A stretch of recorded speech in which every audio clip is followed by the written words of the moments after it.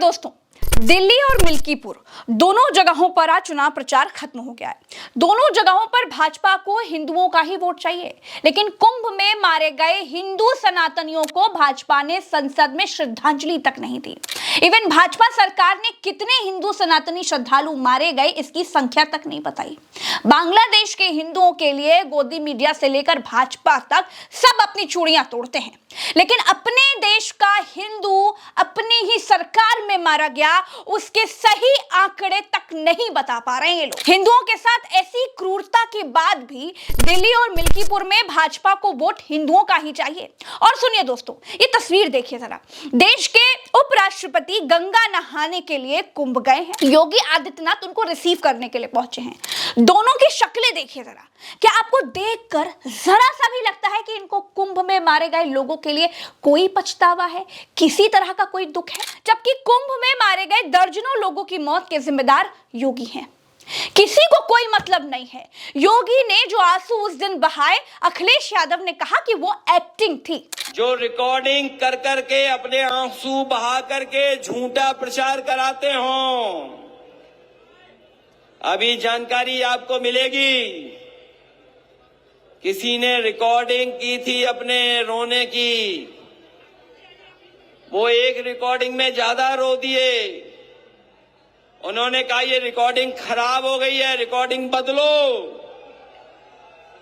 सोचो, एएनआई में रिकॉर्डिंग की थी उन्होंने, एएनआई, और उनकी भाषा भी आपने कभी सुनी होगी। याद है कि नहीं याद है? एक बार क्या कह दिया था उन्होंने कैमरे के सामने, याद है कि नहीं याद है? हम तो कह भी नहीं सकते जो उन्होंने कैमरे के सामने कहा। हमारे मुख्यमंत्री इतना ही जानते हैं। इसलिए हराइए मिल्कीपुर से, हम सब लोग मिलकर के इनको हराने का काम करें। अखिलेश यादव ने मिल्कीपुर में रैली की। इस रैली में उन्होंने सरकार से अपील की कि कुंभ में कितने हिंदू श्रद्धालु मारे गए उसकी सूची जारी की जाए, जिससे भटक रहे परिवार अपने परिजनों का कम से कम अंतिम संस्कार तो कर सकें। जो घटनाएं वहां हुई हैं मां कुंभ में, हम और आप लोग कल्पना नहीं कर सकते हैं।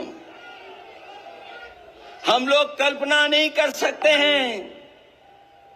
जिस दिन से स्नान होना शुरू हुआ है, सरकार लगातार गिनती बता रही है।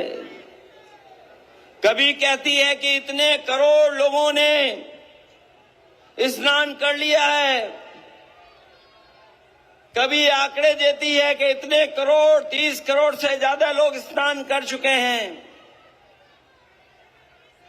जब हम और आप लोग लौट करके जाएंगे तो आपको, हम लोगों को नए आंकड़े मिलेंगे कि इतने करोड़ लोगों ने स्नान कर लिया है।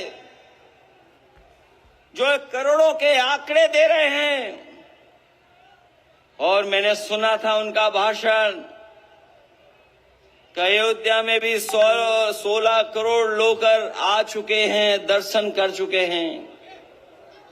जो सोचिए करोड़ों का हिसाब किताब दे रहे हैं, वो वहां पर जिन लोगों की जान गई उनकी गिनती नहीं दे पा रहे हैं, उनके आंकड़े नहीं दे पा रहे हैं। ऐसा कभी नहीं हुआ था, ऐसा कभी नहीं हुआ।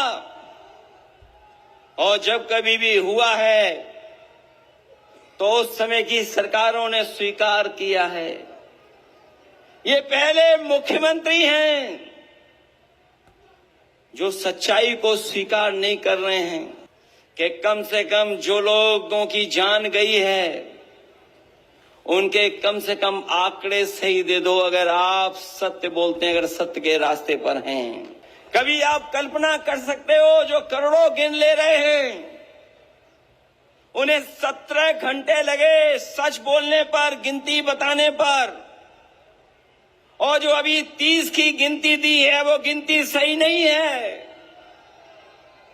वहां से जो जानकारी आ रही, जो सूचनाएं आ रही हैं, अभी भी बहुत सारी ऐसे लोग अपने परिवारजनों को ढूंढ रहे हैं, वो शायद मिल जाए हमें। 100 घंटे से ज्यादा हो गए हैं जो लोग कह रहे थे कि हमने 100 करोड़ लोगों के आने का इंतजाम किया है, वो सोचिए कुछ करोड़ लोगों के सही से स्नान भी नहीं करा पाए। महाकुंभ, भगदड़ उन्हें पत्रकार और अखबारों की जानकारी से नहीं, उस सोशल मीडिया से पूरी जानकारी मिल जाएगी कि आखिरकार सच्चाई क्या थी, कितनी भगदड़ मची, कितने लोगों की जान चली गई, न जाने कितने लोगों की चप्पल छूट गई, कपड़े छूट गए, और जो सामान छूटा आप कल्पना नहीं कर सकते हो, उसको जेसीबी से उठा करके ट्रॉली में भर करके इन्होंने फेंकने का काम किया है। और सुनने में यह भी आ रहा है कि जो ट्रैक्टर से भर करके सामान लेके गए, जो जेसीबी से सामान भरा गया, उसमें लाशें भी थी, सुनने में आ रहा है। उत्तर प्रदेश के मुख्यमंत्री योगी आदित्यनाथ ने एक बार भी कुंभ में मरने वालों का एग्जैक्ट आंकड़ा, एग्जैक्ट सही संख्या नहीं बताई। कितने लोग मरे उसकी लिस्ट नहीं दिखाई। जब योगी आदित्यनाथ कुंभ में आसमान से गंगा नहाने के लिए कितने लोग आए, इसकी फुटेजेस, ये भीड़ दिखा सकते हैं ना। 34 करोड़ लोग कुंभ नहा चुके हैं, ये संख्या बता सकते हैं, तो मारे गए लोगों की गिनती क्यों नहीं बताते? कितने लोग मरे, कितने लोगों की लाशों पर यह कुंभ सजा है, कितने लोगों की बलि पर यह पीपा पुल गंगा पर तैर रहा है, कितने लोगों की लाशों पर यह सरकार खड़ी है, ये तो बता सकते हैं ना। अब तक 34 करोड़ श्रद्धालुओं ने प्रयागराज के मां गंगा, मां यमुना और मां सरस्वती की त्रिवेणी के संगम में आस्था की पवित्र डुबकी लगाई है। दुनिया भी दूत है। दोस्तों, बजट पेश होने के बाद बजट पर चर्चा शुरू हुई। देश को लगा कि जिन हिंदुओं के दम पर भाजपा सरकार है, कुंभ में मारे गए उन दर्जनों हिंदुओं की आत्मा की शांति के लिए भाजपा कम से कम 5 सेकंड का मौन तो रखेगी। लेकिन हिंदुओं के दम पर सरकार बनाने वाली भाजपा ने कुंभ में मारे गए दर्जनों सनातनियों के लिए 5 सेकंड का मौन रखना तक जरूरी नहीं समझा। हिंदुओं की हैसियत भाजपा की नजर में कितनी है, आप इसी से अंदाजा लगा लीजिए। स्पीकर के चेहरे पर तैरती है मुस्कुराहट बता रही है सनातन और सनातनी भाजपा के लिए सिर्फ टूल किट से ज्यादा कुछ नहीं। भाजपा कुंभ में मारे गए लोगों के सवालों तक से भाग रही थी। इंडिया ने आवाज उठाई, विपक्ष वेल में उतर आया, हंगामा करने लगा, नारे लगाने लगा कि कुंभ में मारे गए लोगों की सूची जारी करो, मोदी इस्तीफा दो, इस्तीफा दो। लेकिन भाजपा के कानों पर छू तक नहीं। माननीय सदस्यगण, मैं आप सबसे आग्रह करना चाहता हूं, जिन मुद्दों को, जिन विषयों को आप उठाना चाहते हैं, राष्ट्रपति अभिभाषण में आप उन सारे मुद्दों, विषयों को उठा सकते हैं। मैं आप सबको पर्याप्त समय, पर्याप्त अवसर दूंगा। मैंने पहले भी कहा है कि कई संसदीय प्लेटफॉर्मों पर ये यहाँ भी निर्णय हुआ है और भी निर्णय हुआ है कि प्रश्नकाल कभी भी स्थगित नहीं होना चाहिए और आपको भी प्रयास करना चाहिए। ये आप सबकी सामूहिक जिम्मेदारी है कि प्रश्नकाल चले और प्रश्नकाल के बाद आप जो भी विषय उठाने चाहें वो 12 बजे उठाएं। इस परंपरा को आप कायम करो। आप वर्षों तक वरिष्ठ सदस्य रहे हो, इसलिए मैं आपसे आग्रह करता हूं कि हम संसद की एक बेहतरीन व्यवस्था को लागू करने का प्रयास करें और प्रश्नकाल के अंदर ये संकल्प लें कि प्रश्नकाल कभी भी स्थगित नहीं करने देंगे। प्रश्नकाल को डिस्टर्ब ना करें और ये प्रश्नकाल मेंबर का होता है, सरकार को सवाल पूछना होता है। आप लोग सरकार को सवाल नहीं पूछ के सदन को इस तरह डिस्टर्ब करना ये अच्छी बात नहीं है। अब जनता आपको सवाल पूछेगा कि आप सदन में क्यों आए हैं। आपके आग्रह करने के बाद भी इस तरह का डिस्टर्बेंस करना ये अच्छा नहीं है। सरकार की तरफ से मैं खंडन करना चाहता हूँ। बाकी जो भी बोलना चाहते हैं वो राष्ट्रपति का अभिभाषण पर सब बोल सकते हैं।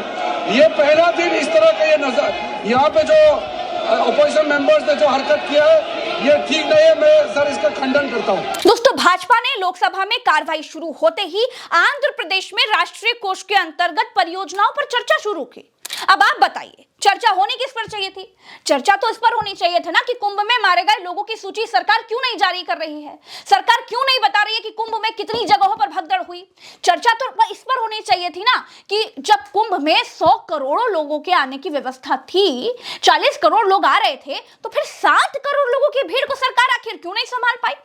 अरे चर्चा तो इस पर होनी चाहिए थी कि मोर्चरी के सामने लंबी लंबी लाइनें क्यों लगने लगी हैं। चर्चा इस पर होनी चाहिए थी कि अगर केवल 30 लोग मारे गए हैं तो फिर 1500 लोग अपनों को क्यों खोज रहे हैं, बाकी के लोग गए कहां। चर्चा तो इस पर होनी चाहिए थी कि कुंभ में लाशों को डाले में लादकर क्यों पहुंचाया जा रहा है, एम्बुलेंसेस कहां गई। चर्चा तो इस पर होनी चाहिए थी कि सरकार कुंभ में क्यों फेल हो गई, लेकिन चर्चा आंध्र प्रदेश के राष्ट्रीय कोष पर हुई। भाजपा के लिए ना सनातनी जरूरी थे, भाजपा के लिए ना हिंदू जरूरी थे, ना उनकी जान। भाजपा के लिए केवल हिंदुओं के वोट जरूरी हैं।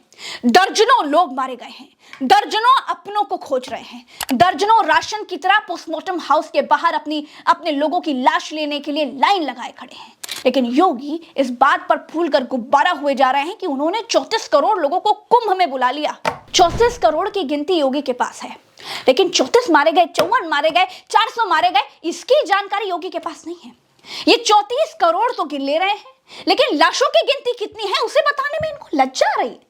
कोई और मुख्यमंत्री होते तो शायद उन्हें नींद ना आती, लेकिन योगी आदित्यनाथ रैली करके अपनी नाकामी छिपाने के लिए 34 करोड़ों का बखान कर रहे हैं। दोस्तों, मारे गए लोगों की गिनती तो छोड़ दीजिए, इन लोगों को कुंभ में मारे गए लोगों के लिए अफसोस तक नहीं है। जिस दिन दर्जनों श्रद्धालु मारे गए उस दिन भी सरकारी हेलीकॉप्टर से बड़ी बेशर्मी के साथ सरकार लोगों के ऊपर फूल बरसा रही थी, पुष्प वर्षा कर रही थी। और आज भी सरकार हेलीकॉप्टर से भीड़ के ऊपर फूल बरसवा रही है, अपनी पीठ पर गुड़ मिसवा रही है। लोग मरे, सरकार को फर्क नहीं पड़ता। अरे इतना भी फर्क नहीं पड़ता कि योगी जिम्मेदार अधिकारियों पर कार्रवाई करते, ट्रांसफर, सस्पेंशन जैसा कोई भी एक्शन लेते। अरे लोग मरे तो मरे सरकार की बला से। भीड़ का वीडियो बस सुंदर बनना चाहिए। लोग चाहे भगदड़ में मर जाएं, एक जगह नहीं 6 जगह मर जाएं, चाहे बाबाओं की गाड़ी के नीचे कुचल कर मर जाएं। सनातनियों की जान की औकात सरकार के लिए क्या है, वो एक वोट से ज्यादा कुछ नहीं है। जो भाजपा हिंदू लाशों तक को इज्जत नहीं दे पाई, उसे वोट उसी हिंदू का चाहिए। कुंभ के तमाम चापलूस बाबा योगी चालीसा पढ़ रहे हैं, उपराष्ट्रपति तक योगी का गुणगान कर रहे हैं। मैंने पहले ही कहा था, जब मुसलमानों पर बुलडोजर से अत्याचार किए जा रहे थे, मैंने तभी कह दिया था कि वोट के भूखे लोगों के लिए हिंदू मुसलमान कुछ मायने नहीं रखता, सबका नंबर आएगा। लगेगी आग तो आएंगे कई घर जद में, यहाँ सिर्फ मुसलमानों के ही मकान थोड़ी हैं। दोस्तों, आज की तारीख में हिंदू समाज ने अपनी वो हालत कर ली है, वो एक स्वर में भाजपा सरकार से अपने परिजनों की लाशों का सही आंकड़ा तक नहीं पूछ पा रही है। संसद से लेकर धर्म संसद तक, मुख्यमंत्री से लेकर प्रधानमंत्री तक, राष्ट्रपति से लेकर उपराष्ट्रपति तक सब मौन हैं। लोग पोस्टमार्टम हाउस के बाहर लाइन लगाकर खड़े हैं, अपने अपने लोगों की लाशें पहचान रहे हैं। सवाल करने का अधिकार हिंदू होने के बोझ के नीचे दब गया है। कितना भी बोलो, वोट के भूखे भेड़ियों को कोई फर्क नहीं पड़ता। चलते हैं, नमस्कार।